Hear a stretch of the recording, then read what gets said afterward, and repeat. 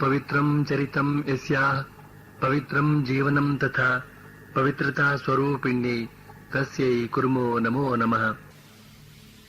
ಶ್ರೀಮಾತೆಯವರು ತಾವು ಬದುಕಿ ಬಾಳುವ ವಿಷಯದಲ್ಲಿ ಈಗ ಯಾವ ಇಚ್ಛೆಯನ್ನು ಇಟ್ಟುಕೊಂಡಿಲ್ಲ. ಶ್ರೀರಾಮಕೃಷ್ಣರ ಇಚ್ಛೆಯಂತೆ ಅವರು ತಮ್ಮ ಕರ್ತವ್ಯಗಳನ್ನು ಮಾಡಿ ಮುಗಿಸಿದ್ದಾರೆ. ಈಗ ಅವರು ಭಗವಂತನ ಕೊನೆಯ ಕರೆಯನ್ನ ನಿರೀಕ್ಷಿಸ್ತಾ ಇದ್ದಾರೆ. ಹೇಳ್ತಾರೆ, ಅವನು ಕರೆಯೋದಕ್ಕೆ ಬಂದಾಗ ಹೊರಟು ಬಿಡ್ತೇನೆ ಅಂತ. ಶ್ರೀಮಾತೆಯವರು ಸರ್ವ ವಿಧದಿಂದಲೂ ಇಹ ಜೀವನ ಯಾತ್ರೆಯನ್ನ ಮುಗಿಸಿ ಬಿಡೋದಕ್ಕೆ ಸಿದ್ಧರಾಗಿದ್ದಾರೆ. ಲೀಲಾ ಸಮಾಪ್ತಿಗೆ ಇನ್ನು ಕೇವಲ 7 ದಿನಗಳು ಉಳಿದಿವೆ. ಈ ಮಧ್ಯೆ ಒಂದು ದಿನ ಬೆಳಿಗ್ಗೆ ಸುಮಾರು 8:30 ಗಂಟೆಗೆ ಶ್ರೀಮಾತೆಯವರು ಸ್ವಾಮಿ ಶಾರದಾನಂದರನ್ನ ಕರೆಸಿಕೊಳ್ತಾರೆ. ಸ್ವಾಮಿಗಳು ಬರ್ತಾರೆ. ಬಂದು ಶ್ರೀಮಾತೆಯವರ ಚರಣಾರವಿಂದಗಳ ಹತ್ತಿರ ಎಡಗಡೆ ಮಂಡಿಯೂರಿ ಕುಳಿತುಕೊಳ್ತಾರೆ. ಕುಳಿತುಕೊಂಡು ಮೆಲ್ಲಗೆ ಶ್ರೀಮಾತೆಯವರ ಕೈಯನ್ನ ಮೃದುವಾಗಿ ಸವರುತ್ತಾರೆ. ಆಗ ಶ್ರೀಮಾತೆಯವರು ಶಾರದಾನಂದರ ಕೈಯನ್ನ ಹಿಡಿದುಕೊಂಡು ಹೇಳ್ತಾರೆ, ಶರತ್, ಇವರನ್ನೆಲ್ಲ ನಿನ್ನ ಬಳಿ ಬಿಟ್ಟು ಹೋಗಿರ್ತೇನೆ, ಚೆನ್ನಾಗಿ ನೋಡ್ಕೋ ಅಂತ. ಹೀಗೆ ಹೇಳಿದವರೇ ತಮ್ಮ ಕೈಯನ್ನ ಹಿಂದಕ್ಕೆ ಎಳೆದುಕೊಳ್ತಾರೆ. ಶ್ರೀಮಾತೆಯವರು ಅಲ್ಲಿರುವವರ ಯೋಗಕ್ಷೇಮದ ಜವಾಬ್ದಾರಿಯನ್ನ ಶಾರದಾನಂದರಿಗೆ ಒಪ್ಪಿಸಿದ್ದೇನೋ ಸರಿಯೇ, ಆದರೆ ಅಷ್ಟು ವೇಗವಾಗಿ ತಮ್ಮ ಕೈಯನ್ನ ಹಿಂದಕ್ಕೆ ಎಳೆದುಕೊಂಡದ್ಯಾಕೆ? ಇವರನ್ನೆಲ್ಲ ಅನಾಥರನ್ನಾಗಿ ಬಿಟ್ಟು ಹೋಗಬೇಕಾಗಿದೆಯಲ್ಲ ಅಂತನ್ನೋ ದುಃಖ ಉಕ್ಕಿ ಬಂದು ಹಾಗೆ ಮಾಡಿರಬಹುದೇ ಅಂತ ಕೇಳಿದ್ರೆ ಅಲ್ವೇ ಅಲ್ಲ.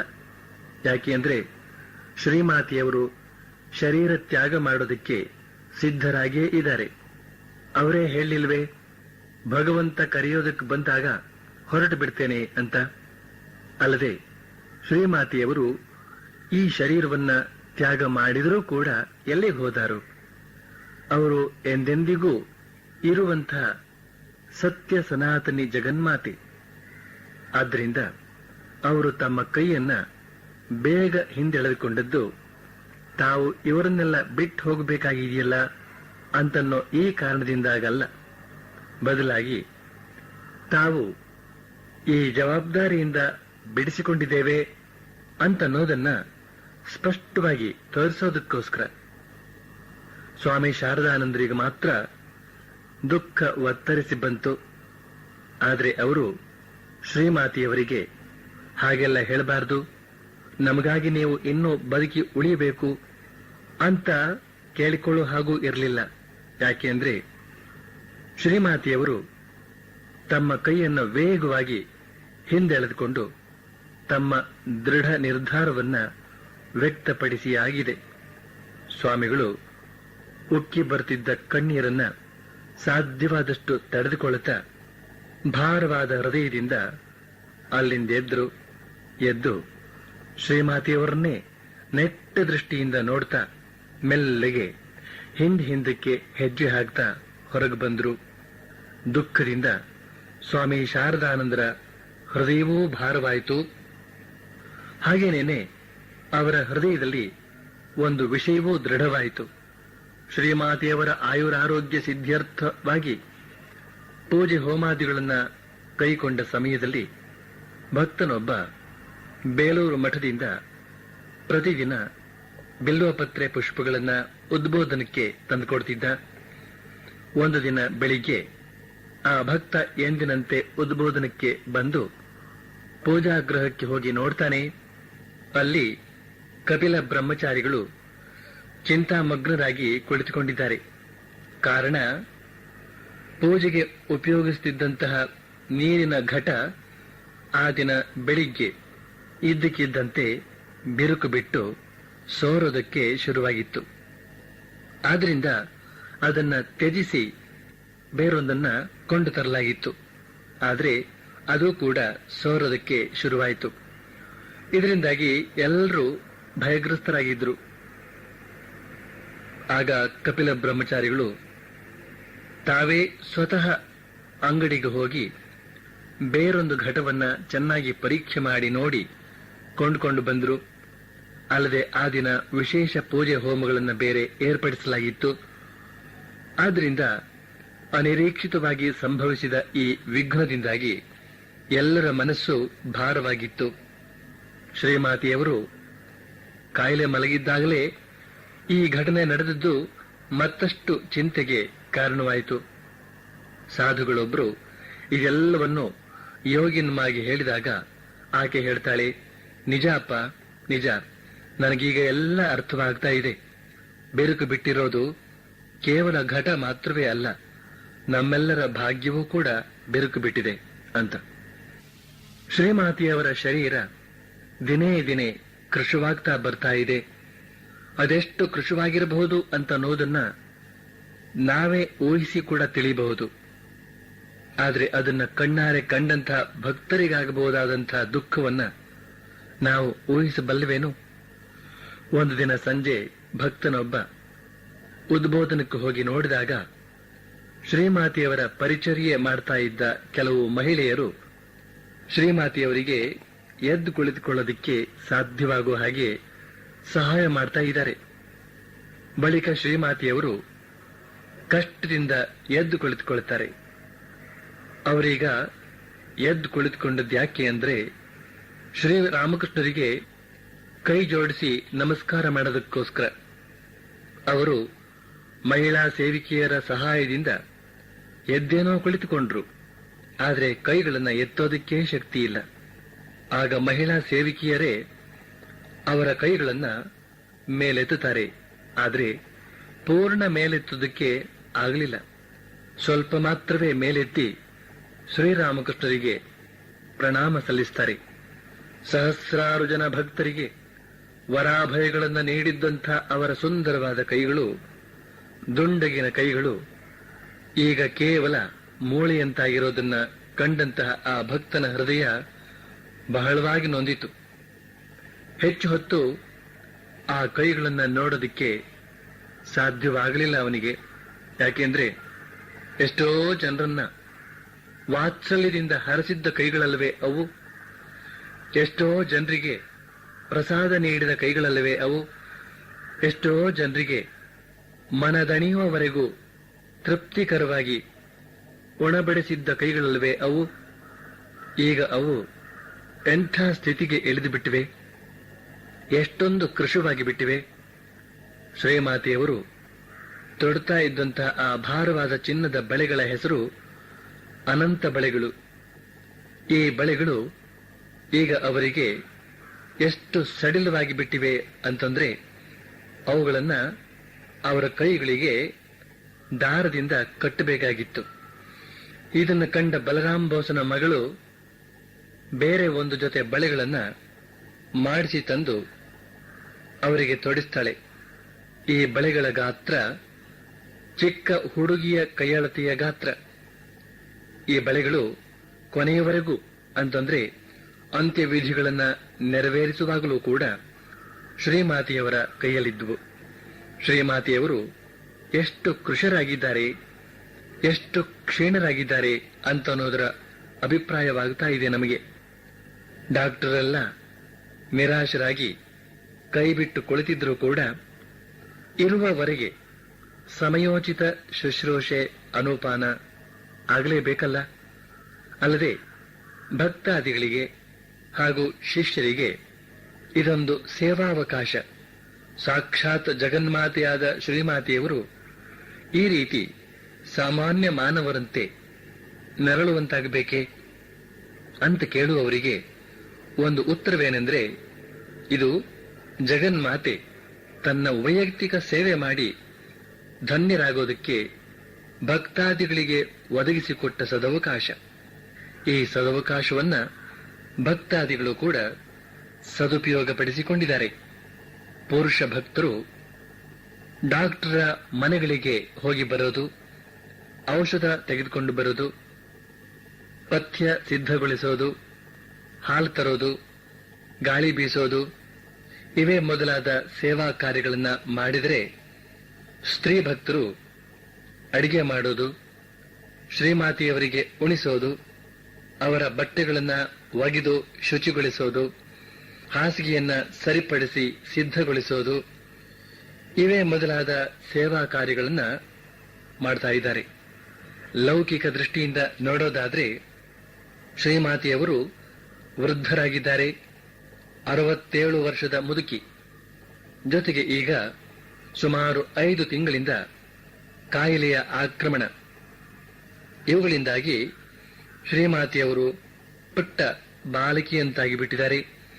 ಆದ್ರಿಂದ ಸಣ್ಣ ಸಣ್ಣ ವಿಷಯಗಳಿಗೆಲ್ಲ ಮುನಿಸಿಕೊಳ್ತಾರೆ.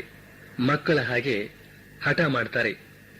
ಒಂದು ದಿನ ಅವರ ಶುಶ್ರೂಷೆ ಮಾಡ್ತಾ ಇದ್ದ ಸರಳಾದೇವಿ ಅವರಿಗೆ ಪಥ್ಯವನ್ನ ಉಣಿಸೋದಕ್ಕೂ ಹೋದಾಗ ಮುಂಗೋಪದಿಂದ ಹೇಳ್ತಾರೆ, ಬೇಡ, ನಾನ್ ತಿನ್ಲಾರೆ. ನಿನಗ್ ಗೊತ್ತಿರೋದೆಲ್ಲ 2 ವಾಕ್ಯ. ಅಮ್ಮ ತಿನ್ನಿ, ಅಮ್ಮ ಕಡ್ಡಿ ಇಟ್ಕೊಳ್ಳಿ, ನಿನಗ್ ಗೊತ್ತಿರೋದೆಲ್ಲ ಇಷ್ಟೇ ಅಂತ. ಕಡ್ಡಿ ಅಂದ್ರೆ ಥರ್ಮಾಮೀಟರ್, ಅಂದ್ರೆ ಜ್ವರಮಾಪನ ನಳಿಗೆ.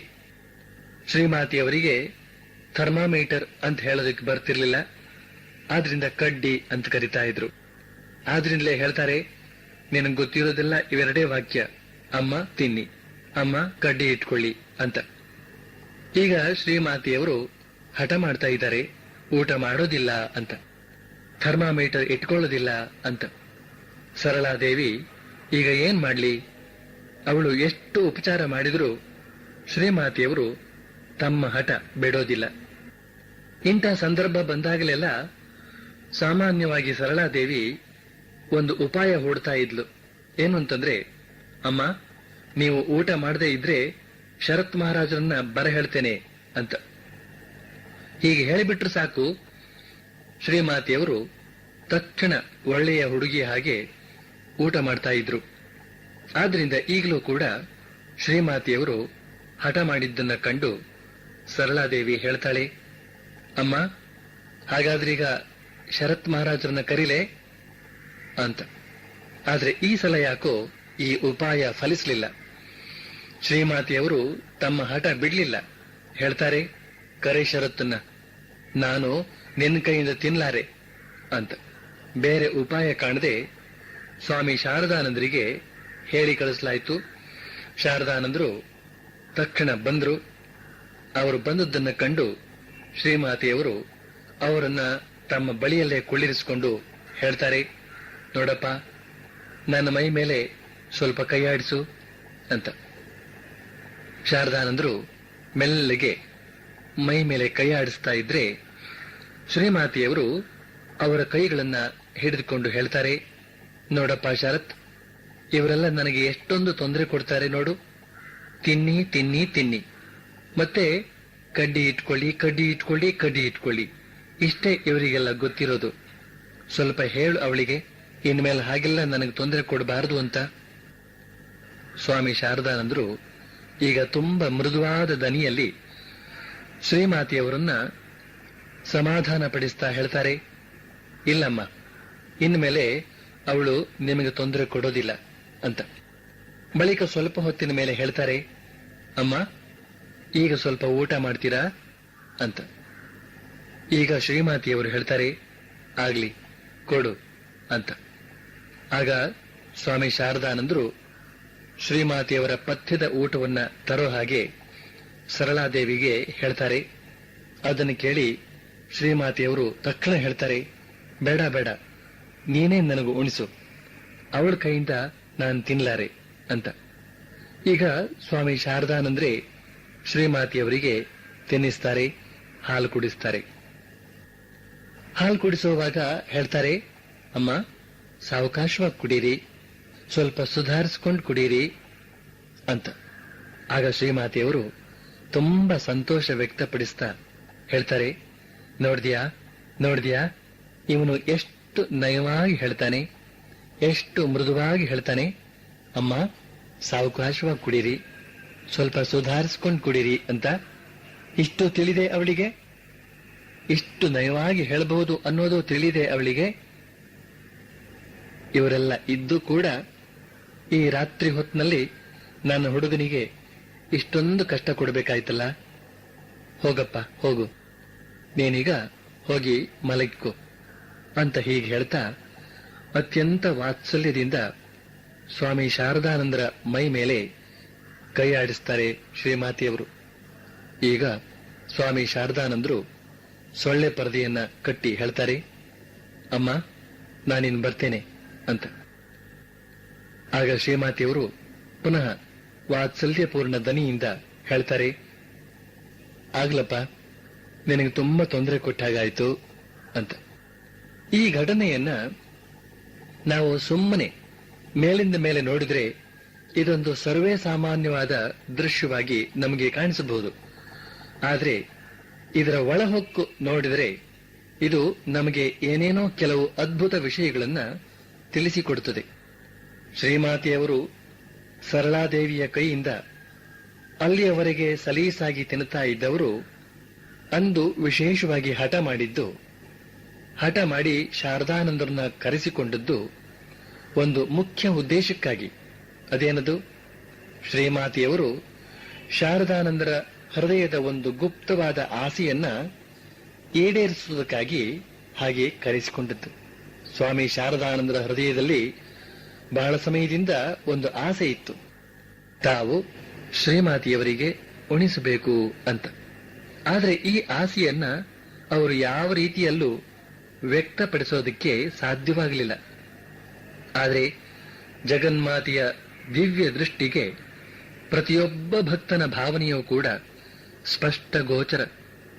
ಶ್ರೀಮಾತೆಯವರು ಈ ಸಂದರ್ಭ ಮಾಡಿಕೊಂಡು ಶಾರದಾನಂದರನ್ನ ಕರೆಸಿ ಅವರ ಇಷ್ಟವನ್ನ ಹೃತಪೂರ್ವಕವಾಗಿ ನೆರವೇರಿಸಿಕೊಡ್ತಾರೆ. ಆದರೆ ಶ್ರೀಮಾತೆಯವರು ಸ್ವಾಮಿಗಳ ಕೈಯಿಂದ ಉಣಿಸಿಕೊಳ್ಳೋದಕ್ಕೆ ಹೂಡಿದ ಉಪಾಯ ಮಾತ್ರ ಸಹಜವಾಗಿದ್ರೂ ಕೂಡ ತುಂಬಾ ತಮಾಷೆಯಾಗಿದೆ, ನಾಟಕೀಯವಾಗಿದೆ. ಅವರು ಸ್ವಾಮಿಗಳನ್ನ ಕರೆದು ನೇರವಾಗಿ ಹೇಳಿಬಿಡಬಹುದಾಗಿತ್ತು, ಶರತ್, ಇವತ್ತು ನನಗೆ ನೀನು ಉಣಿಸು ಅಂತ. ಅಥವಾ ಹೀಗೂ ಹೇಳಬಹುದಾಗಿತ್ತು, ಶರತ್, ನನಗೆ ಉಣಿಸಬೇಕು ಅಂತ ನಿನಗೆ ಬಹಳ ದಿನಗಳಿಂದ ಆಸೆ ಅಲ್ವೇ, ಬಾ ಇವತ್ತು ನೀನೇ ಉಣಿಸು ಅಂತ. ಆದ್ರೆ ಇದರಲ್ಲಿ ಏನು ಘನತೆ ಇದೆ, ಇದರಲ್ಲೇನು ಸ್ವಾರಸ್ಯ ಇದೆ? ಆದ್ರೆ ಆ ಸರಳಾದೇವಿಯನ್ನ ಬೈದ ಹಾಗೆ ಮಾಡಿ ಸ್ವಾಮಿಗಳನ್ನ ಕರೆಯಿಸಿಕೊಂಡು ಅವರ ಕೈಯಿಂದ ಉಣಿಸಿಕೊಡ್ತಾ ಇದ್ದಾರೆ. ಹೀಗೆ ಮಾಡಿದ್ದಲ್ಲದೆ ಸ್ವಾಮಿಗಳ ಸೇವೆಯಿಂದ ತಾವು ಸಂಪೂರ್ಣ ತೃಪ್ತರಾದೆವು ಅಂತನ್ನೋ ಮಾತನ್ನ ವ್ಯಕ್ತಪಡಿಸಿದ ಸ್ವಾರಸ್ಯವನ್ನು ನೋಡಿ ಅವರು ಬಾಯಿ ಬಿಚ್ಚಿ, ನೋಡಪ್ಪ, ನಿನ್ನ ಸೇವೆಯಿಂದ ನಾನು ಪರಮ ಸಂತುಷ್ಟಳಾಗಿದ್ದೇನೆ ಅಂತ ಹೀಗೆ ಹೇಳಲಿಲ್ಲ. ಬದಲಾಗಿ, ನೋಡಿದ್ಯಾ ಇವನು ಎಷ್ಟು ನಯವಾಗಿ ಹೇಳ್ತಾನೆ, ಎಷ್ಟು ಮೃದುವಾಗಿ ಹೇಳ್ತಾನೆ, ಅಮ್ಮ ಸಾವಕಾಶವಾಗಿ ಕುಡೀರಿ, ಸ್ವಲ್ಪ ಸುಧಾರಿಸಿಕೊಂಡು ಕುಡೀರಿ ಅಂತ. ಇಷ್ಟು ತಿಳಿದೆ ಅವಳಿಗೆ, ಇಷ್ಟು ನಯವಾಗಿ ಹೇಳಬಹುದು ಅನ್ನೋದು ತಿಳಿದೆ ಅವಳಿಗೆ. ಇವರೆಲ್ಲ ಇದ್ದು ಕೂಡ ಈ ರಾತ್ರಿ ಹೊತ್ತಿನಲ್ಲಿ ನನ್ನ ಹುಡುಗನಿಗೆ ಇಷ್ಟೊಂದು ಕಷ್ಟ ಕೊಡ್ಬೇಕಾಯ್ತಲ್ಲ, ಹೋಗಪ್ಪ ಹೋಗು, ಇನ್ನು ನೀನು ಹೋಗಿ ಮಲ್ಕೋ ಅಂತ ಈ ರೀತಿಯಾಗಿ ಹೇಳ್ತಾ ತಾವು ಅವರ ಸೇವೆಯಿಂದ ಸಂಪೂರ್ಣ ಸಂತುಷ್ಟರಾದವು ಅಂತನ್ನೋದನ್ನ ವ್ಯಕ್ತಪಡಿಸ್ತಾ ಇದ್ದಾರೆ. ನಿಜಕ್ಕೂ ಇದು ಶ್ರೀಮಾತೆಯವರು ಸ್ವಾಮಿಗಳ ಅಭೀಷ್ಟವನ್ನ ಅಯಾಚಿತವಾಗಿ ಈಡೇರಿಸಿಕೊಟ್ಟಂತಹ ಒಂದು ದಿವ್ಯ ಪ್ರಸಂಗ. ಹಾಗೇನೇನೆ ಇದರ ಜೊತೆಗೆ ಈ ಬಗೆಯ ನಡವಳಿಕೆಯಿಂದ ನಮ್ಮ ದೈನಂದಿನ ಜೀವನವನ್ನ, ಕೌಟುಂಬಿಕ ಜೀವನವನ್ನ, ಸಮಾಜ ಜೀವನವನ್ನ ಹೇಗೆ ಹಾಲ್ಜೇನಿನಂತೆ ಮಾಡಿಕೊಳ್ಳಬಹುದು ಅಂತ ಅನ್ನೋದನ್ನ ತುಂಬಾ ರಮಣೀಯವಾಗಿ ತೋರಿಕೊಡ್ತಾ ಇದೆ ಈ ಸಂದರ್ಭ. ಹಾಗೇನೇನೆ ಇಲ್ಲಿ ಇನ್ನೂ ಒಂದು ಮುಖ್ಯಾಂಶವನ್ನ ಶ್ರೀಮಾತೆಯವರು ಸೂಕ್ಷ್ಮವಾಗಿ ವ್ಯಕ್ತಪಡಿಸ್ತಾ ಇರೋ ಹಾಗೆ ಕಾಣ್ತಾ ಇದೆ. ಏನು ಅಂತಂದ್ರೆ, ರೋಗಿಗಳಾದವರು ತುಂಬಾ ಅಸಹಾಯ ಪರಿಸ್ಥಿತಿಗೆ ಗುರಿಯಾದವರು. ಆದ್ರಿಂದ ಅವರ ಮನಸ್ಸು ತುಂಬಾ ಸೂಕ್ಷ್ಮವಾಗಿರುತ್ತದೆ, ಮೆದುವಾಗಿರುತ್ತದೆ. ಈ ಸಂದರ್ಭದಲ್ಲಿ ಅವರ ಪಥ್ಯಪಾನಾದಿಗಳನ್ನ ನೋಡಿಕೊಳ್ಳೋದರ ಜೊತೆಗೆ ಅವರ ಮನಸ್ಸನ್ನ ಸಂತೋಷವಾಗಿಟ್ಟಿರೋದು ಕೂಡ ಬಹಳ ಮುಖ್ಯ. ಆದ್ರಿಂದ ರೋಗಿಗಳ ಸುತ್ತಮುತ್ತ ಗಲಾಟೆಯ ಸದ್ದು ಇರಬಾರದು, ಅವರೊಂದಿಗೆ ಆಡತಕ್ಕಂಥ ಮಾತಿನಲ್ಲಿ ಒರಟುತನ ಕೂಡ ಇರಬಾರದು. ಈ ಬಗೆಯ ನಯದಿಂದ ನೋಡಿಕೊಳ್ಳಬೇಕಾದ್ದು ಬಹಳ ಪ್ರಾಮುಖ್ಯ ಅಂತನ್ನೋ ಅಂಶವನ್ನ ಈ ಸಂದರ್ಭದಲ್ಲಿ ಶ್ರೀಮಾತೆಯವರು ತುಂಬಾ ಸೂಕ್ಷ್ಮವಾಗಿ ತೋರಿಸಿಕೊಡ್ತಾ ಇರೋ ಹಾಗಿದೆ. ಅಂತೂ ಆ ರಾತ್ರಿಯ ಘಟನೆ ಅಲ್ಲಿಗೆ ಮುಗಿಯಿತು. ಆದರೆ ಶ್ರೀಮಾತೆಯವರ ಬಾಲೋಚಿತವಾದ ನಡವಳಿಕೆ ಹಾಗೆಯೇ ಮುಂದುವರಿಯಿತು. ಬಹುಶಃ ಈ ಮೂಲಕ, ಈ ನೆವದಿಂದ ಅವರು ಇನ್ನೂ ಯಾರ್ಯಾರಿಗೋ ಕೃಪೆ ಮಾಡಬೇಕಾಗಿದೆ ಅಂತ ಕಾಣುತ್ತೆ. ಒಂದು ದಿನ ಅವರು ವರದ ಬ್ರಹ್ಮಚಾರಿಗಳನ್ನ ಕರೆದು ಹೇಳ್ತಾರೆ, ವರದ, ನೀನೆಲ್ಲಿಗೂ ಹೋಗ್ಬೇಡ, ಯಾವಾಗಲೂ ನನ್ನ ಬಳಿಯಲ್ಲೇ ಇರು. ಸರಳ ನನಗೆ ಬಹಳ ತೊಂದರೆ ಕೊಡ್ತಾಳೆ. ಅವಳು ಮಾಡೋ ಕೆಲಸವೆಲ್ಲ ಇಷ್ಟೇ, ಜ್ವರದ ಕಡ್ಡಿ ಇಡೋದು, ತಿನ್ನಿ ತಿನ್ನಿ ಅನ್ನೋದು. ನಾನು ಅವಳ ಕೈಯಿಂದ ತಿನ್ನಲಾರೆ, ಅವಳು ನನ್ನ ಹತ್ರಕ್ಕೆ ಬರೋದೇ ಬೇಡ ಅಂತ ಹೀಗೆ ಹೇಳ್ತಾ ಇದ್ದಾರೆ ಶ್ರೀಮಾತೆಯವರು. ನಿಜಕ್ಕೂ ಈ ಮಾತು ಕೇಳಿ ಸರಳಾದೇವಿಯ ಮನಸ್ಸಿಗೆ ಹೇಗಾಗಿರಬೇಡ. ಆದ್ರೆ ಏನ್ ಮಾಡ್ಲಿ, ಶ್ರೀಮಾತೆಯವರ ಈ ಹಠ ಕ್ರಮೇಣ ಬಲವಾಯಿತು. ಸ್ವಾಮಿ ಶಾರದಾನಂದರಿಗೆ ಚಿಂತೆಯಾಯಿತು. ಅವರು ಶ್ರೀಮಾತೆಯವರ ಬಳಿಗೆ ಬಂದು ಅವರ ಹಾಸಿಗೆ ಮೇಲೆ ಕುಳಿತುಕೊಂಡು ಅವರ ಕೈಯನ್ನ ತಮ್ಮ ಕೈಯಲ್ಲಿ ಇಟ್ಕೊಂಡು ಮೆಲ್ಲಗೆ ಅವರ ತಲೆಯ ಮೇಲೆ ಕೈ ಆಡಿಸ್ತಾ ಆಡಿಸ್ತಾ ಅತ್ಯಂತ ನಮ್ರವಾದ ದನಿಯಲ್ಲಿ, ಅತ್ಯಂತ ಕೋಮಲವಾದ ದನಿಯಲ್ಲಿ ಪುಟ್ಟ ಬಾಲಿಕೆಗೆ ಹೇಳೋ ಹಾಗೆ ಹೇಳ್ತಾರೆ, ಅಮ್ಮ, ಸರಳೆಯ ಮನಸ್ಸಿಗೆ ತುಂಬಾ ನೋವಾಗಬಹುದು, ಹೋಗಲಿ ಬಿಡಿ, ಅವಳಿನ್ನೂ ಜ್ವರದ ಕಡ್ಡಿ ಇಡೋದಿಲ್ಲ. ಆದ್ರೆ ಈಗ ನಿಮ್ಮ ಊಟದ ಸಮಯವಾಯ್ತಲ್ಲ, ಯಾರು ಉಣಿಸ್ಲಿ ಅಂತ. ಬಳಿಕ ವರದ ಬ್ರಹ್ಮಚಾರಿಗಳಿಗೆ ಹೇಳ್ತಾರೆ, ಹಾಲು ತಂದ್ಕೊಡು, ಈಗ ನಾನೇ ಕುಡಿಸ್ತೇನೆ ಅಂತ. ಆಗ ತಕ್ಷಣ ಶ್ರೀಮಾತೆಯವರು ಹೇಳ್ತಾರೆ, ಯಾಕೆ, ಈಗ ವರದ ಕುಡಿಸಲಿ. ವರದ ವರದ ಹಾಲು ತೆಗೆದುಕೊಂಡು ಬಾ, ಕುಡಿತೇನೆ ಅಂತ. ಈಗ ಶ್ರೀಮಾತೆಯವರು ವರದ ಬ್ರಹ್ಮಚಾರಿಗಳಿಗೆ ಕೃಪೆ ಮಾಡ್ತಾ ಇದ್ದಾರೆ. ವರದ ಬ್ರಹ್ಮಚಾರಿಗಳು ಇಲ್ಲಿಯವರೆಗೆ ಸೇವೆ ಮಾಡಲಿಲ್ವೇ? ಅಥವಾ ಇಲ್ಲಿಯವರೆಗೆ ಮಾಡಿದ್ದೆಲ್ಲ ಸೇವೆ ಅಲ್ಲವೇ? ನಿಜ, ಅವೆಲ್ಲವೂ ಸೇವೆಯೇ ನಿಜ. ಆದ್ರೆ ಇದು ವೈಯಕ್ತಿಕ ಸೇವೆ, ವಿಶೇಷ ಸೇವೆ. ಜಗನ್ಮಾತೆಯ ಬಾಯಿಗೆ ಹಾಲುಣಿಸುವ ವಿಶೇಷ ಸೇವೆ ಇದು. ದಿವ್ಯ ಯಜ್ಞದ ಅಗ್ನಿಕುಂಡಕ್ಕೆ ಆಹುತಿಯನ್ನ ಅರ್ಪಿಸುವಷ್ಟೇ ಮಹಿಮೆಯ ಸೇವೆ. ಆದ್ರಿಂದ ಈಗ ಶ್ರೀಮಾತೆಯವರು ವರದ ಬ್ರಹ್ಮಚಾರಿಗಳ ಕೈಯಿಂದ ಸೇವೆ ಸ್ವೀಕರಿಸುವ ಕೃಪೆ ಮಾಡ್ತಾ ಇದ್ದಾರೆ.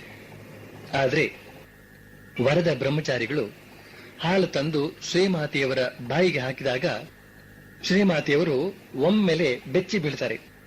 ಯಾಕೆಂದ್ರೆ ಹಾಲು ನಾಲಿಗೆ ಸುಡುವಷ್ಟು ಬಿಸಿಯಾಗಿತ್ತು. ಬ್ರಹ್ಮಚಾರಿಗಳಿಗೆ ಸ್ವಲ್ಪ ಭಯವಾಯಿತು. ಯಾಕೆಂದ್ರೆ ಸ್ವಾಮಿ ಶಾರದಾನಂದರು ಅಲ್ಲೇ ಕುಳಿತಿದ್ದಾರೆ, ಅವರು ಕೋಪಿಸಿಕೊಳ್ಳಬಹುದು, ಅಲ್ಲದೆ ತನ್ನ ಅಜಾಗರೂಕತೆಯಿಂದಾಗಿ ಶ್ರೀಮಾತೆಯವರಿಗೆ ಕಷ್ಟವಾಯಿತಲ್ಲ ಅಂತ ಹೀಗೆ ಬ್ರಹ್ಮಚಾರಿಗಳು ಚಿಂತಿಸ್ತಾ ಇದ್ರೆ ಶ್ರೀಮಾತೆಯವರು ತಕ್ಷಣ ಹೇಳ್ತಾರೆ, ಅದೇನೂ ಪರವಾಗಿಲ್ಲ ಬಿಡು, ಹಾಲನ್ನ ಇನ್ನು ಸ್ವಲ್ಪ ಆರಿಸಿಕೊಡು, ವರದ ಚೆನ್ನಾಗಿ ಸೇವೆ ಮಾಡಬಲ್ಲ ಅಂತ ಹೀಗೆ ಹೇಳ್ತಾ ಪರಿಸ್ಥಿತಿಯನ್ನ ಹಗುರಗೊಳಿಸ್ತಾರೆ ಶ್ರೀಮಾತೆಯವರು. ಈ ಸಂದರ್ಭದಲ್ಲಿ ಶ್ರೀಮಾತೆಯವರು ತೋರಿಸಿದ ಸಹನೆ, ಸಹಾನುಭೂತಿ ತುಂಬಾ ಚಿತ್ತಾಕರ್ಷಕವಾಗಿದೆ. ತಮ್ಮ ಕೃಪೆಗೆ ಪಾತ್ರರಾದ ವ್ಯಕ್ತಿಯ ಸೇವೆಯಲ್ಲಿ ಕಂಡುಬರಬಹುದಾದ ಲೋಪದೋಷಗಳನ್ನ ಗಣನೆಗೆ ತಂದುಕೊಳ್ಳದೆ ಆ ಸೇವೆಯನ್ನು ಸ್ವೀಕರಿಸುವಂತ ಅಹೈತುಕ ಕೃಪೆ, ನಿಷ್ಕಾರಣ ಕೃಪೆ ಎಂದ್ರೆ ಇದೇನೆ. ಶ್ರೀಮಾತೆಯವರ ಅಹೈತುಕ ಕೃಪೆ ಅಂತನ್ನೋದು, ಅವರ ಅಪಾರ ಕರುಣೆ ಅಂತನ್ನೋದು ಅವರ ಜೀವನದುದ್ದಕ್ಕೂ ಹರಿದುಕೊಂಡು ಬಂದಿದೆ. ಈಗಲೂ ಕೂಡ ಅದು ಅಷ್ಟೇ ಹೃದಯಂಗಮವಾಗಿ ಹರಿತಾ ಇದೆ. ಆದ್ರಿಂದಲೇ ಅವರು ಬ್ರಹ್ಮಚಾರಿಗಳ ಸೇವೆಯಲ್ಲಿ ಸಂಭವಿಸಿದ ಅಪರಾಧವನ್ನ ಕ್ಷಮಿಸಿ ಕರುಣೆ ವಾತ್ಸಲ್ಯಗಳಿಂದ ನಡೆದುಕೊಳ್ಳುತ್ತಾ ಇದ್ದಾರೆ. ತಮ್ಮ ನಾಲಿಗೆ ಸುಟ್ಟದ್ದಕ್ಕಿಂತ ಹೆಚ್ಚಾಗಿ ಬ್ರಹ್ಮಚಾರಿಗಳ ಮನಸ್ಸು ಸುಟ್ಟಂತಾಗಿದೆಯಲ್ಲ ಅಂತ ಗಮನಿಸಿ ಅವರ ಮನಸ್ಸನ್ನ ಸಮಾಧಾನಗೊಳಿಸುವಂತಹ ಕಾತರ. ಇದೇ ರೀತಿಯಾಗಿ ಈಗ ಸರಳಾದೇವಿಯ ಮೇಲೂ ಕೂಡ ತಮ್ಮ ಕರುಣಾ ಸಲಿಲವನ್ನ ಹರಿಸಿ ಅವಳ ಹೃದಯಕ್ಕೆ ತಂಪು ನೀಡುತ್ತಾರೆ.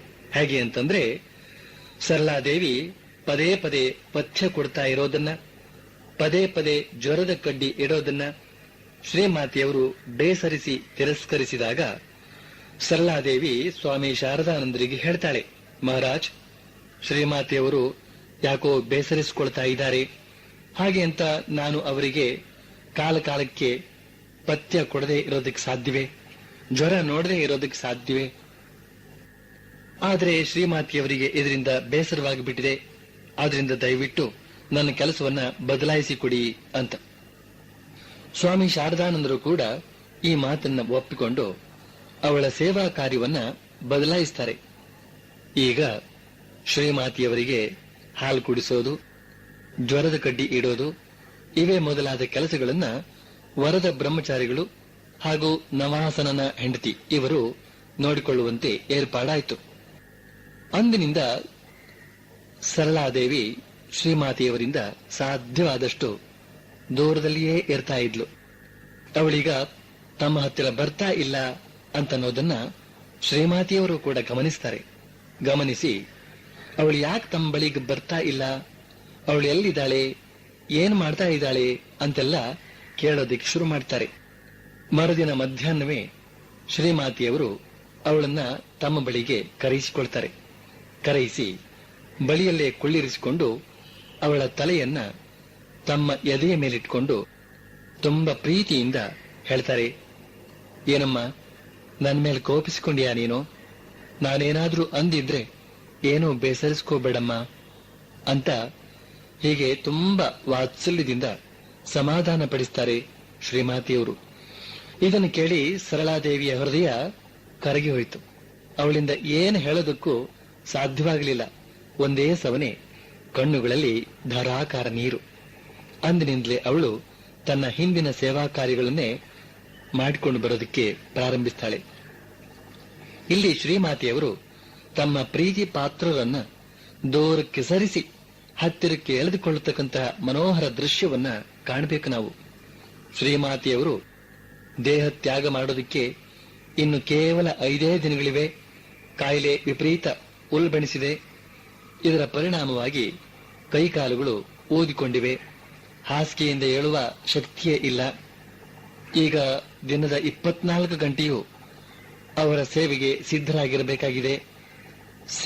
ಸೇವಕಿಯರಿಗೇನೂ ಕೊರತೆ ಇಲ್ಲ. ಸುಧೀರಾದೇವಿ ಹಾಗೂ ನಿವೇದಿತಾ ಶಾಲೆಯ ಇತರ ಮಹಿಳೆಯರು ಕೂಡ ಸರದಿ ಪ್ರಕಾರ ಪ್ರತಿ ನಿಮಿಷವೂ ಅವರ ಬಳಿ ಇದ್ದು ಸೇವೆ ಸಲ್ಲಿಸ್ತಾ ಇದ್ದಾರೆ. ಈ ಮಧ್ಯೆ ಒಂದು ದಿನ ಒಬ್ಬಳು ಭಕ್ತೆ ಶ್ರೀಮಾತೆಯವರ ದರ್ಶನ ಮಾಡಿಕೊಂಡು ಹೋಗೋದಕ್ಕೋಸ್ಕರ ಬಂದಿದ್ದಾಳೆ. ಆದ್ರೆ ಒಳಗೆ ಪ್ರವೇಶವಿಲ್ಲ. ಆದ್ರಿಂದ ಪಕ್ಕದ ಕೋಣೆಯ ಬಾಗಿಲಲ್ಲೇ ನಿಂತುಕೊಂಡು ನೋಡ್ತಾ ಇದ್ದಾಳೆ. ಈ ಹೊತ್ತಿಗೆ ಸರಿಯಾಗಿ ಶ್ರೀಮಾತೆಯವರು ಇದ್ದಕ್ಕಿದ್ದಂತೆ ಮಗ್ಗಲು ಮಗಚುವ ಪ್ರಯತ್ನ ಮಾಡ್ತಾರೆ. ಆಗ ಅಲ್ಲಿ ಬಾಗಿಲ ಬಳಿ ನಿಂತಿರುವ ಭಕ್ತಿಯನ್ನ ಕಾಣ್ತಾರೆ. ಕಂಡು ಸನ್ನೆಯ ಮೂಲಕ ತಿಳಿಸ್ತಾರೆ, ಹತ್ತಿರ ಬಾ ಅಂತ. ಭಕ್ತೆ ಹತ್ತಿರ ಹೋಗಿ ಪ್ರಣಾಮ ಮಾಡಿ ಅಳ್ತಾ ಅಳ್ತಾ ಹೇಳ್ತಾಳೆ, ಅಮ್ಮ ನಮ್ ಗತಿ ಏನು ಅಂತ. ಆಗ ಶ್ರೀಮಾತೆಯವರು ತುಂಬಾ ಕರುಣೆಯಿಂದ ಮೆಲುದನಿಯಲ್ಲಿ ಹೇಳ್ತಾರೆ, ಭಯ ಏನಿದೆ? ನೀನು ಶ್ರೀರಾಮಕೃಷ್ಣನನ್ನು ನೋಡಿದವಳಲ್ವೇ, ನಿನಗೇನು ಭಯ ಅಂತ. ಹೀಗೆ ಅಭಯ ನೀಡಿ ಬಳಿಕ ಸ್ವಲ್ಪ ತಡೆದು ಮೆಲ್ಲಗೆ ಹೇಳ್ತಾರೆ, ಆದ್ರೆ ನಿನಗೊಂದು ಮಾತು ಹೇಳ್ತೇನೆ ಕೇಳು. ನಿನಗೇನಾದ್ರೂ ಶಾಂತಿ ಅನ್ನೋದು ಬೇಕಿದ್ರೆ ಬೇರೆಯವರಲ್ಲಿ ದೋಷ ಕಾಣಬೇಡ. ಒಂದು ವೇಳೆ ದೋಷವನ್ನ ಕಾಣೋದಾದ್ರೆ ನಿನ್ನ ದೋಷವನ್ನೇ ನೋಡ್ಕೊ. ಈ ಇಡೀ ಜಗತ್ತನ್ನ ನಿನ್ನದನ್ನಾಗಿ ಮಾಡಿಕೊಳ್ಳೋದಕ್ಕೆ ಕಲಿತ್ಕೊ. ನೋಡಮ್ಮ, ಪರರು ಎಂಬವರು ಯಾರೂ ಇಲ್ಲ. ಈ ಇಡೀ ಜಗತ್ತೇ ನಿನ್ನದು ಅಂತ. ಇದೇ ಶ್ರೀಮಾತೆಯವರ ಕೊನೆಯ ಉಪದೇಶ.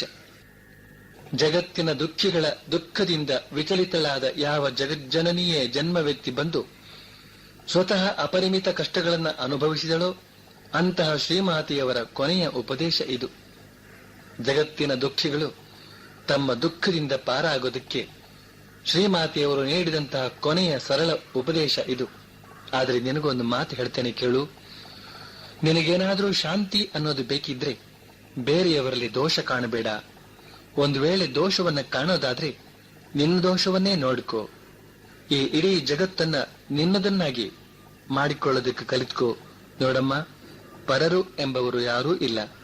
ಈ ಇಡೀ ಜಗತ್ತೇ ನಿನ್ನದು ಅಂತ. ಶ್ರೀಮಾತೆಯವರ ಶರೀರ ತ್ಯಾಗಕ್ಕೆ ಇನ್ನು ಕೇವಲ 3 ದಿನಗಳಿವೆ. ಈಗ ಅವರು ಮಾತಾಡೋದನ್ನ ಹೆಚ್ಚು ಕಡಿಮೆ ನಿಲ್ಲಿಸಿಯೇ ಬಿಟ್ಟಿದ್ದಾರೆ ಅನ್ನಬಹುದು. ಸದಾ ತಮ್ಮ ಅಂತರಾತ್ಮದಲ್ಲಿಯೇ ಮಗ್ನರಾಗಿ ಬಿಟ್ಟಿದ್ದಾರೆ.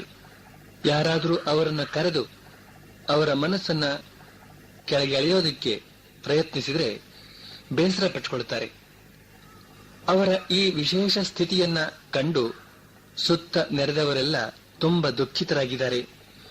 ಬಳಿಯಲ್ಲೇ ಕುಳಿತ ಬ್ರಹ್ಮಚಾರಿಗಳೊಬ್ರು ಒಂದೇ ಸವನೆ ಅಳ್ತಾ ಇದ್ದಾರೆ. ಅವರನ್ನ ಸಮಾಧಾನ ಪಡಿಸ್ತಾ ಶ್ರೀಮಾತೆಯವರು ಹೇಳ್ತಾರೆ, ಶರತ್ ನಿನ್ನನ್ನು ನೋಡಿಕೊಳ್ತಾನೆ, ಭಯವೇಕೆ ಅಂತ. ಇದೇ ಕೊನೆಯ ಮಾತು. ಮತ್ತೆ ಅವರು ಮಾತನಾಡೋದನ್ನ ನಿಲ್ಲಿಸೇ ಬಿಟ್ರು. ಇದು ಅವರ ಮಹಾಸಮಾಧಿಗೆ ಪೂರ್ವ ಸಿದ್ಧತೆಯಂತಿತ್ತು.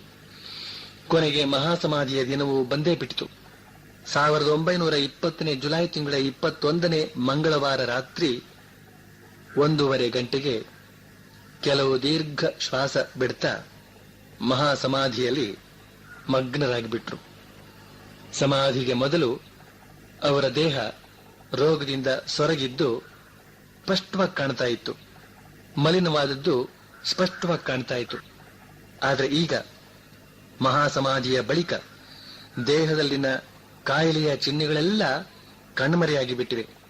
ಮುಖಮಂಡಲ ಅತ್ಯಂತ ಕಾಂತಿಯುತವಾಗಿ ಜ್ಯೋತಿರ್ಮಯವಾಗಿ ಬೆಳಗುತ್ತಾ ಇದೆ. ಈ ಜ್ಯೋತಿ ಬಹಳ ಹೊತ್ತಿನವರೆಗೂ ವಿರಾಜಿಸ್ತಾ ಇತ್ತು. ಶ್ರೀಮಾತೆಯವರ ಮಹಾಸಮಾಧಿಯ ಸುದ್ದಿಯನ್ನ ಬೇಲೂರು ಮಠಕ್ಕೆ ತಲುಪಿಸಲಾಯಿತು. ಈ ಸುದ್ದಿಯನ್ನ ಕೇಳಿದ ಕೂಡಲೇ ಅಲ್ಲಿದ್ದ ಎಲ್ಲ ಸಾಧು ಸನ್ಯಾಸಿಗಳು, ಕೆಲವು ವೃದ್ಧ ಸನ್ಯಾಸಿಗಳು ಹಾಗೂ ಶ್ರೀರಾಮಕೃಷ್ಣ ದೇವಾಲಯದ ಅರ್ಚಕ ಸನ್ಯಾಸಿಗಳು ಇವರನ್ನು ಬಿಟ್ಟು ಉಳಿದ ಎಲ್ಲ ಸಾಧು ಸನ್ಯಾಸಿಗಳು ಶ್ರೀಮಾತೆಯವರ ಅಂತಿಮ ದರ್ಶನ ಪಡೆಯೋದಕ್ಕೋಸ್ಕರ ಉದ್ಬೋಧನಕ್ಕೆ ಧಾವಿಸಿ ಬರ್ತಾರೆ. ಶರೀರವನ್ನ ಅಂತ್ಯವಿಧಿಗಾಗಿ ಬೇಲೂರು ಮಠಕ್ಕೆ ಕರೆತರೋದಾದ್ರೂ ಉದ್ಬೋಧನದಲ್ಲೇ ಅಂತಿಮ ದರ್ಶನ ಮಾಡೋದಕ್ಕಾಗಿ ಧಾವಿಸಿ ಬರ್ತಾರೆ. ಇತ್ತ ಬೇಲೂರು ಮಠದಲ್ಲಿ ಶ್ರೀರಾಮಕೃಷ್ಣರಿಗೆ ಪೂಜಾ ನೈವೇದ್ಯಾದಿಗಳನ್ನ ಬೇಗ ಮಾಡಿ ಮುಗಿಸಿ ಶ್ರೀಮಾತೆಯವರ ಪವಿತ್ರ ಶರೀರದ ಆಗಮನವನ್ನೇ ನಿರೀಕ್ಷಿಸ್ತಾ ಕುಳಿತುಕೊಂಡಿದ್ದಾರೆ. ಅತ್ತ ಉದ್ಬೋಧನದಿಂದ ಬೆಳಿಗ್ಗೆ ಸುಮಾರು 10:30 ಗಂಟೆಗೆ ಸ್ವಾಮಿ ಶಾರದಾನಂದರ ನೇತೃತ್ವದಲ್ಲಿ ಶ್ರೀಮಾತೆಯವರ ಪವಿತ್ರ ಶರೀರವನ್ನ ಶ್ರೀಗಂಧ, ಪುಷ್ಪಹಾರಗಳು ಇವುಗಳಿಂದ ಅಲಂಕರಿಸಿ ತಮ್ಮ ಹೆಗಲ ಮೇಲಿಟ್ಕೊಂಡು ರಾಮನಾಮ ಸಂಕೀರ್ತನೆ ಮಾಡ್ತಾ ಉದ್ಬೋಧನದಿಂದ ಬಾರಾನಗರದ ಮಾರ್ಗವಾಗಿ ಬೇಲೂರು ಮಠಕ್ಕೆ ನಡೆದರು. ಅನೇಕ ಗೃಹಸ್ಥ ಭಕ್ತರು ಕೂಡ ಕಾಲ್ನಡಿಗೆಯಲ್ಲೇ ಇವರ ಜೊತೆಗೆ ನಡೆದರು. ಬಾರಾನಗರದಲ್ಲಿ ದೋಣಿಯ ಮೂಲಕ ಶ್ರೀಮಾತೆಯವರ ಶರೀರವನ್ನ ಬೇಲೂರು ಮಠದ ಗಂಗೆಯ ತೀರಕ್ಕೆ ತರಲಾಯಿತು. ಅಲ್ಲಿ ಸ್ತ್ರೀ ಭಕ್ತರು ಶ್ರೀಮಾತೆಯವರ ಪವಿತ್ರ ಶರೀರಕ್ಕೆ ಸ್ನಾನ ಮಾಡಿಸಿ ಅದನ್ನ ಹೊಸ ಬಟ್ಟೆಯಿಂದ ಅಲಂಕರಿಸುತ್ತಾರೆ. ಬಳಿಕ ಶ್ರೀರಾಮಕೃಷ್ಣರ ಶಯನ ಗೃಹದಲ್ಲಿದ್ದ ಶ್ರೀಮಾತೆಯವರ ಭಾವಚಿತ್ರವನ್ನ ತಂದು ಶ್ರೀರಾಮಕೃಷ್ಣರ ಸಿಂಹಾಸನದ ಎಡಭಾಗದಲ್ಲಿ ಒಂದು ಪ್ರತ್ಯೇಕ ಆಸನದ ಮೇಲೆ ಇರಿಸಿ ಅದನ್ನ ಹೂಗಳಿಂದ ಶೃಂಗರಿಸುತ್ತಾರೆ. ಈ ಮುಹೂರ್ತದಿಂದಲೇ ಅಂದಿನಿಂದ ಬೇಲೂರು ಮಠದಲ್ಲಿ ಶ್ರೀಮಾತೆಯವರ ಬಹಿರಂಗ ಪೂಜೆ ಪ್ರಾರಂಭವಾಯಿತು ಅಂತನಬಹುದು. ಶ್ರೀಮಾತೆಯವರ ಶರೀರವನ್ನ ಉದ್ಬೋಧನದಿಂದ ಬೇಲೂರು ಮಠಕ್ಕೆ ಆ ಉರಿ ಬಿಸಿಲಿನಲ್ಲಿ ತಂದಿದ್ದರೂ ಕೂಡ ಅವರ ಮುಖದ ಮೇಲಿನ ಕಾಂತಿ ಮಾಸಿರಲಿಲ್ಲ. ಕೊನೆಯ ನಿಮಿಷದವರೆಗೂ ಆ ಕಾಂತಿ ಹಾಗೆಯೇ ಉಳಿದಿತ್ತು. ಅಲ್ಲದೆ ಆಗ ಅವರ ಶ್ರೀಪಾದಗಳನ್ನು ಸ್ಪರ್ಶಿಸಿ ಪ್ರಣಾಮ ಮಾಡುವ ಸೌಭಾಗ್ಯ ಪಡೆದವರು ಗಮನಿಸಿದಂತಹ ಮತ್ತೊಂದು ಆಶ್ಚರ್ಯಕರ ಅಂಶವೇನು ಅಂತಂದ್ರೆ, ಕೊನೆಯವರೆಗೂ ಅವರ ಪಾದಗಳು ಮೃದುವಾಗಿಯೇ ಇದ್ದುವು. ಪುಷ್ಪಗಳಿಂದ ಅಲಂಕರಿಸಿದ ಅವರ ಸುಂದರ ಪಾದಗಳು ಕಮಲಗಳಂತೆ ಕಾಣ್ತಾ ಇದ್ದುವು. ಸ್ವಾಮಿ ಶಾರದಾನಂದರ ಸೂಚನೆಯ ಪ್ರಕಾರ ಶ್ರೀಮಾತೆಯವರ ಶರೀರದ ಮೇಲಿನ ವಸ್ತ್ರಗಳನ್ನ ಬದಲಾಯಿಸಿದ ಬಳಿಕ ಶರೀರವನ್ನ ಒಂದು ಶುಭ್ರವಾದ ಹಾಸಿಗೆಯ ಮೇಲೆ ಇಡಲಾಯಿತು. ಅನಂತರ ಶ್ರೀಮಾತೆಯವರ ಶರೀರವನ್ನ ಶ್ರೀರಾಮಕೃಷ್ಣ ಮಂದಿರದ ಮೆಟ್ಟಿಲುಗಳ ಬಳಿ ಇರಿಸಿ ಪೂಜೆ ಆರತ್ರಿಕ ಮಾಡ್ತಾರೆ. ಸುಗಂಧ ದ್ರವ್ಯಗಳನ್ನ ಒರೆಸ್ತಾರೆ. ಬಳಿಕ ಶ್ರೀಮಾತೆಯವರ ಕೆಲವು ಪಾದಮುದ್ರೆಗಳನ್ನ ಈಗ ತೆಗೆದುಕೊಳ್ಳುತ್ತಾರೆ. ಶ್ರೀಮಾತೆಯವರ ದೇಹದ ಬಳಿ ಭಕ್ತರೆಲ್ಲ ದುಃಖ ತಪ್ತರಾಗಿ ಕುಳಿತಿದ್ದಾರೆ. ಆಗ ಭಕ್ತನೊಬ್ಬ ಶ್ರೀಮಾತೆಯವರ ಮುಖದಿಂದ ಕಾಂತಿಯುತ ಕಿರಣಗಳು ಹೊರಹೊಮ್ಮಿ ಸುತ್ತಲೂ ಹಬ್ಬುತ್ತಾ ಇರೋದನ್ನ ಕಾಣ್ತಾನೆ. ಕಂಡವನೇ ಅವನು ತನ್ನ ಆಶ್ಚರ್ಯವನ್ನು ತಡೆಯಲಾರದೆ ಕೂಗಿಕೊಳ್ತಾನೆ, ನೋಡಿ ನೋಡಿ, ಶ್ರೀಮಾತೆಯವರ ಮುಖ ಪ್ರಕಾಶಮಾನವಾಗಿ ಬಿಟ್ಟಿದೆ ಅಂತ. ಎಲ್ಲರ ಕಣ್ಣುಗಳು ಆ ಕಡೆ ತಿರುಗಿದು ಎಲ್ಲರೂ ಮೂಕ ವಿಸ್ಮಯ ಚಿತ್ತರಾಗಿ ನೋಡ್ತಾ ಇದ್ದಾರೆ. ಏನಿದು? ಎಲ್ಲಿಂದ ಬಂತು ಈ ಬೆಳಕು? ಈ ಮೊದಲು ನಾವು ಇದನ್ನು ನೋಡೇ ಇರಲಿಲ್ವಲ್ಲ ಅಂತ. ಈಗ ಆ ಶೋಕ ತಪ್ತ ಸನ್ನಿವೇಶದಲ್ಲೂ ಕೂಡ ಒಂದು ಬಗೆಯ ದೈವಿ ಆನಂದ ಎಲ್ಲರ ಹೃದಯವನ್ನು ತುಂಬಿತು. ಎಲ್ಲರೂ ಜಗನ್ಮಾತೆಯ ಕುರಿತಾದ ಹಾಡುಗಳನ್ನ ಹಾಡತೊಡಗಿದರು.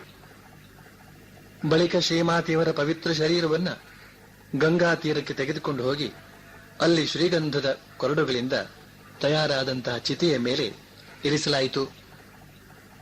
ಸ್ವಾಮಿ ಶಾರದಾನಂದರು ಚಿತೆಗೆ ಪ್ರದಕ್ಷಿಣೆ ಬಂದು ಅಗ್ನಿ ಸ್ಪರ್ಶ ಮಾಡ್ತಾರೆ. ಸ್ವಾಮಿ ಶಿವಾನಂದರು, ಸ್ವಾಮಿ ಸುಬೋಧಾನಂದರು, ಮಾಸ್ಟರ್ ಮಹಾಶಯ ಹಾಗೂ ಇನ್ನೂ ಅನೇಕ ಹಿರಿಯ ಭಕ್ತರು ಬಳಿಯಲ್ಲೇ ನಿಂತುಕೊಂಡು ಈ ಮಹಾಯಜ್ಞವನ್ನ ವೀಕ್ಷಿಸ್ತಾ ಇದ್ದಾರೆ. ಸಾಧುಗಳು ವೇದ ಮಂತ್ರಗಳನ್ನ ಪಠಿಸ್ತಾ ಇದ್ದಾರೆ. ಚಿತೆ ಜಾಜ್ವಲ್ಯಮಾನವಾಗಿ ಉರಿಯತೊಡಗಿದೆ. ಆಗ ಇನ್ನಷ್ಟು ಧೂಪ, ಅಗರು, ಕರ್ಪೂರ ಇವುಗಳ ಆಹುತಿಯನ್ನ ಚಿತೆಗೆ ಅರ್ಪಿಸ್ತಾರೆ. ಆದರೆ ಚಿತಾಗ್ನಿ ಚೆನ್ನಾಗಿ ಉರಿದು ಆರಿ ಹೋಗುವ ಮೊದಲೇ ಗಂಗೆಯ ಆಚೆ ದಡದಲ್ಲಿ ಮಳೆ ಸುರಿಯೋದಕ್ಕೆ ಪ್ರಾರಂಭಿಸಿದ್ದನ್ನ ಕಂಡು ಭಕ್ತಾದಿಗಳಿಗೆ ಚಿಂತೆಯಾಯಿತು. ಆ ಮಳೆ ಈ ಕಡೆ ಬರೋದಕ್ಕೆ ಏನೂ ತಡವಿಲ್ಲ. ಕೇವಲ 2 ನಿಮಿಷಗಳಲ್ಲಿ ಬಂದು ಬಿಡಬಹುದಾಗಿತ್ತು. ಆದರೆ ಯಾವುದೋ ಶಕ್ತಿ ಆ ಮಳೆಯನ್ನ ಆಚೆ ದಡದಲ್ಲೇ ಹಿಡಿದು ನಿಲ್ಲಿಸಿದಂತಿತ್ತು. ಈ ಕಡೆ ಬರಲೇ ಇಲ್ಲ. ಬಳಿಕ ಸ್ವಲ್ಪ ಸಮಯದಲ್ಲೇ ಎಲ್ಲವೂ ಮುಗಿಯಿತು. ಈಗ ಬೆಂಕಿಯನ್ನು ಆರಿಸೋದಕ್ಕೋಸ್ಕರ ಗಂಗೆಯಿಂದ ಬಿಂದಿಗೆಗಳಲ್ಲಿ ನೀರು ತರಲು ಪ್ರಾರಂಭಿಸಿದರು. ಸ್ವಾಮಿ ಶಾರದಾನಂದರು ಮೊದಲ ಸಲ ನೀರನ್ನ ಸುರಿಯುತ್ತಿದ್ದ ಹಾಗೆಯೇ ಆಚೆ ದಡದಲ್ಲಿ ಹಿಡಿದಿಟ್ಟಂತೆ ಇದ್ದಂತಹ ಮಳೆ ಧಾವಿಸಿ ಬಂತು. ಜಡಿ ಮಳೆ ಸುರಿಯಿತು.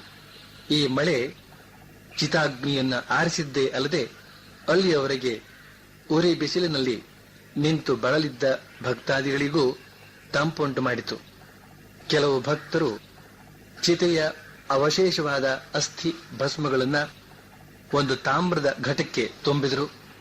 ಅವಶೇಷಗಳನ್ನ ತುಂಬಿದ್ದಂತಹ ತಾಮ್ರದ ಘಟವನ್ನ ಬೇಲೂರು ಮಠದ ಪೂಜಾ ಗೃಹಕ್ಕೆ ತೆಗೆದುಕೊಂಡು ಹೋಗಿ ಶ್ರೀಮಾತೆಯವರ ಭಾವಚಿತ್ರದ ಬಳಿ ಇರಿಸಲಾಯಿತು. ಬಳಿಕ ಎಲ್ಲರೂ ತಲೆಯ ಮೇಲೆ ಶಾಂತಿ ಜಲವನ್ನ ಪ್ರೋಕ್ಷಿಸಿಕೊಂಡು ಹೃದಯದಲ್ಲಿ ಗಾಢವಾದ ವಿಷಾದವನ್ನು ಹೊತ್ತುಕೊಂಡು ತಮ್ಮ ತಮ್ಮ ಸ್ಥಳಗಳಿಗೆ ಹಿಂತಿರುಗಿದರು. ರಾತ್ರಿಯಾಗುತ್ತಾ ಇದ್ದ ಹಾಗೆ ಯಜ್ಞ ನಡೆದ ಜಾಗದಲ್ಲಿ ಭಕ್ತನೊಬ್ಬ ಹೋಗಿ ಧೂಪ ಹಚ್ಚಿಬಿಟ್ಟು ಬಂದ. ಅಲ್ಲದೆ ಆ ಜಾಗದಲ್ಲಿ ಪ್ರತಿದಿನ ನಿಯತವಾಗಿ ಧೂಪ ದೀಪಗಳನ್ನ ಅರ್ಪಿಸೋದಕ್ಕೋಸ್ಕರ ಸ್ವಾಮಿ ಸುಬೋಧಾನಂದರು ಒಬ್ಬರು ಬ್ರಹ್ಮಚಾರಿಗಳನ್ನ ನೇಮಕ ಮಾಡ್ತಾರೆ. ಶ್ರೀಮಾತೆಯವರ ಮಹಾಸಮಾಧಿಯ 13ನೇ ದಿನದಂದು ಬೇಲೂರು ಮಠದಲ್ಲಿ ದೊಡ್ಡ ಪ್ರಮಾಣದ ಕಾರ್ಯಕ್ರಮವೊಂದನ್ನು ಏರ್ಪಡಿಸಲಾಯಿತು. ಆ ದಿನ ಪೂಜೆ, ಶಾಸ್ತ್ರಗ್ರಂಥ ಪಠನ, ಭಜನೆ ಇವುಗಳ ಧ್ವನಿಯಿಂದ ವಾತಾವರಣ ತುಂಬಿ ಹೋಗಿತ್ತು. ಎಲ್ಲರಿಗೂ ಪ್ರಸಾದ ವಿನಿಯೋಗದ ವ್ಯವಸ್ಥೆ ಮಾಡಲಾಗಿತ್ತು. ಆಗ ಮಳೆಗಾಲ. ಸಮಾರಂಭದ ಹಿಂದಿನ ದಿನ ದಟ್ಟವಾದ ಮೋಡ ಮುಸುಕಿದ ವಾತಾವರಣ ಇದ್ದುದರಿಂದ ಎಲ್ಲರ ಚಿಂತೆಗೆ ಕಾರಣವಾಗಿತ್ತು. ಆದರೆ ಪೂಜ್ಯ ಸ್ವಾಮಿ ಶಿವಾನಂದರು ಭರವಸೆ ನೀಡ್ತಾ ಹೇಳ್ತಾರೆ, ಯಾರೂ ಹೆದರಬೇಕಾಗಿಲ್ಲ. ನಾವು ಯಾರ ಉದ್ದೇಶಕ್ಕಾಗಿ ಈ ಸಮಾರಂಭ ಮಾಡ್ತಾ ಇದ್ದೇವೆ ಅಂತ ನಿಮಗೆಲ್ಲ ಗೊತ್ತಿದೆಯಲ್ವೇ? ತಾಯಿಯ ಇಚ್ಛೆಯಂತೆ ಎಲ್ಲವೂ ನಿರ್ವಿಘ್ನವಾಗಿ ನೆರವೇರ್ತದೆ ಅಂತ ಸ್ವಾಮಿಗಳು ಭರವಸೆ ನೀಡಿದ ಹಾಗೆ ನಿಜವಾಗಿಯೂ ಮಾರನೇ ದಿನ ಆಕಾಶ ಶುಭ್ರವಾಗಿದ್ದು ಬಹುಜನ ಸಮಾರಂಭದಲ್ಲಿ ಭಾಗವಹಿಸಿ ಪ್ರಸಾದ ಸ್ವೀಕರಿಸುವ ಹಾಗಾಯಿತು. ಶ್ರೀಮಾತೆಯವರು ದೇಹತ್ಯಾಗ ಮಾಡಿದ 1-2 ದಿನಗಳ ಬಳಿಕ ಓರ್ವ ದಂಪತಿಗಳು ಬೇಲೂರು ಮಠಕ್ಕೆ ಬಂದರು. ಈ ಮೊದಲು ಅವರು ಶ್ರೀಮಾತೆಯವರಿಂದ ಮಂತ್ರದೀಕ್ಷೆ ಪಡೆದಿದ್ರು. ಮಠಕ್ಕೆ ಬಂದವರೇ ಆ ದಂಪತಿಗಳು ಸ್ವಾಮಿ ಶಿವಾನಂದರ ಎದುರಿನಲ್ಲಿ ತಮ್ಮ ದುಃಖವನ್ನ ತೋಡಿಕೊಳ್ಳೋದಕ್ಕೆ ಶುರು ಮಾಡಿದರು. ಅವರು ಬಹಳ ದೂರದ ಊರಿನವರು. ಶ್ರೀಮಾತೆಯವರ ಅನಾರೋಗ್ಯದ ವಿಷಯ ತಿಳಿದು ಅವರ ದರ್ಶನಾಕಾಂಕ್ಷಿಗಳಾಗಿ ಬಹಳ ಕಷ್ಟಪಟ್ಟುಕೊಂಡು ಬಂದಿದ್ದಾರೆ. ಆದರೆ ಅವರು ಕಲ್ಕತ್ತವನ್ನ ತಲುಪುವ ಮೊದಲೇ ಶ್ರೀಮಾತೆಯವರು ದೇಹತ್ಯಾಗ ಮಾಡಿದ್ರಿಂದ ಅವರ ಆಸೆಯೆಲ್ಲ ಮಣ್ಣು ಪಾಲಾಗಿತ್ತು. ಸ್ವಾಮಿಗಳು ಅವರಿಗೆ ತಮ್ಮ ಸಹಾನುಭೂತಿಯನ್ನು ತೋರ್ತಾ ಸಾಂತ್ವನದ ಮಾತುಗಳನ್ನ ಆಡ್ತಾರೆ. ಇದರಿಂದಾಗಿ ಅವರಿಗೆ ಸ್ವಲ್ಪ ಸಮಾಧಾನವಾದಂತೆ ತೋರಿತು. ಈ ಹೊತ್ತಿಗೆ ಸ್ವಾಮಿಗಳು ಇದ್ದಕ್ಕಿದ್ದಂತೆ ಭಾವಾವಿಷ್ಟರಾಗಿ ಹೇಳ್ತಾರೆ, ಶ್ರೀಮಾತೆ ಈಗ ಸರ್ವವನ್ನೂ ವ್ಯಾಪಿಸಿಕೊಂಡಿದ್ದಾಳೆ, ಸಮಸ್ತ ಅಸ್ತಿತ್ವದಲ್ಲೂ ಒಂದಾಗಿದ್ದಾಳೆ. ಅವಳನ್ನು ಈಗ ಎಲ್ಲೆಡೆಯಲ್ಲೂ ಕಾಣಬಹುದು. ಯಾರೇ ಆಗಲಿ ಒಂದೇ ಮನಸ್ಸಿನಿಂದ ಅವಳನ್ನು ಕರೆದರೆ ಅವರಿಗೆ ಅವಳು ಖಂಡಿತ ದರ್ಶನ ನೀಡುತ್ತಾಳೆ. ಇಷ್ಟು ದಿನ ತಾಯಿಯ ಅಸ್ತಿತ್ವ ಒಂದೇ ಜಾಗಕ್ಕೆ ಸೀಮಿತಗೊಂಡಿತ್ತು. ಆದರೆ ಈಗ ಅವಳು ಎಲ್ಲೆಲ್ಲಿಯೂ ಇದ್ದಾಳೆ. ಆದ್ರಿಂದ ಶೋಕಕ್ಕೆ ಕಾರಣವೇ ಇಲ್ಲ. ವ್ಯಾಕುಲಚಿತ್ತರಾಗಿ ಹೃದಯಾಂತರಾಳದಿಂದ ಅವಳನ್ನ ಕರೆಯುವುದೇ ತಡ, ಹಾಗೆ ದರ್ಶನ ಕೊಟ್ಟೇ ಕೊಡ್ತಾಳೆ ಅಂತ ಹೀಗೆ ಭಾವಾವೇಶ ಭರಿತರಾಗಿ ಹೇಳ್ತಾರೆ ಸ್ವಾಮಿ ಶಿವಾನಂದರು. ಸ್ವಾಮಿಗಳ ಈ ಭರವಸೆಯ ನುಡಿ ಅಲ್ಲಿ ಸುತ್ತಲಿದ್ದ ಎಲ್ಲರ ಹೃದಯವನ್ನ ತಟ್ಟಿ ಸಾಂತ್ವನ ನೀಡಿತು. ಶ್ರೀಮಾತೆಯವರ ದಿವ್ಯ ಜ್ಯೋತಿ ನಮ್ಮೆಲ್ಲರ ಹೃನ್ಮನೆಗಳನ್ನ ಬೆಳಗಲಿ ಅಂತ ಹೃತಪೂರ್ವಕವಾಗಿ ಪ್ರಾರ್ಥಿಸಿ ಇಂದಿನ ಉಪನ್ಯಾಸವನ್ನ ಮುಗಿಸ್ತೇನೆ. ಶ್ರೀಮಾತೆಯವರ ಪರಮ ಪವಿತ್ರವಾದ ಜೀವನವನ್ನ ಕೇವಲ ಅವರ ಅಪಾರ ಕೃಪೆಯ ಬಲದಿಂದ ನಿರಾತಂಕವಾಗಿ ಹೇಳುವ ಹಾಗೂ ಕೇಳುವ ಈ ಪವಿತ್ರ ಕಾರ್ಯ ನಡೆಯಿತು. ಶ್ರೀರಾಮಕೃಷ್ಣ ಮಹಾಸಂಘದಲ್ಲಿ ಮೊದಲನೆಯದಾಗಿ ಶ್ರೀಮಾತೆಯವರ ಪವಿತ್ರ ಜೀವನವನ್ನ ಇಷ್ಟೊಂದು ವಿವರವಾಗಿ ಹೇಳಿದ ಭಾಗ್ಯ ನನ್ನದು, ಕೇಳಿದ ಭಾಗ್ಯ ನಿಮ್ಮದು ಅಂತನ್ನುವ ಈ ಸಾತ್ವಿಕ ಹೆಮ್ಮೆ ನಮ್ಮದು. ಓಂ ಪ್ರಿಯತಾಂ ಪುಂಡರೀಕಾಕ್ಷಃ ಸರ್ವಯಜ್ಞೇಶ್ವರೋ ಹರಿಃ ತಸ್ಮಿನ್ ಸ್ತುಷ್ಟೇ ಜಗತ್ತುಷ್ಟಂ ಪ್ರೀಣಿತೆ ಪ್ರೀಣಿತಂ ಜಗತ್. ಹರಿ ಓಂ ತತ್ಸತ್.